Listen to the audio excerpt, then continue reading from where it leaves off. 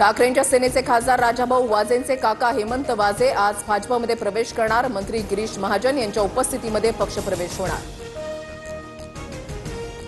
दिव्यांगांना छळणाऱ्यांना आता शिक्षा होणार। दिव्यांग व्यक्तींचा छळ, हिंसा आणि शोषणाविरोधात संपूर्ण राज्यभर एक समान कार्यपद्धती लागू।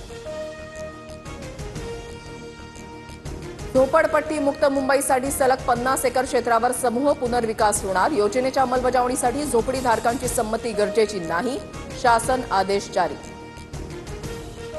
दिल्लीतील वायू प्रदूषणाची स्थिती अतिशय चिंताजनक। अनेक भागात AQI 400 वर। दिल्लीत ग्रेड 3 नियमावली लागू करूनही प्रदूषण कमी नाही। टोल प्लाझाचे नियम बदलणार। फास्टॅग नसल्यास उद्यापासून डबल टोल भरावा लागणार। केंद्र सरकारकडून नवा नियम लागू। नंदुरबारमध्ये शाखा व्यवस्थापक चावी घरी विसरल्याचा प्रकार। ग्राहकांना बँकेबाहेर तब्बल 2 तास ताटकळत बसावं लागलं। शाखा व्यवस्थापकाच्या हलगर्जीपणाचा व्हिडिओ व्हायरल।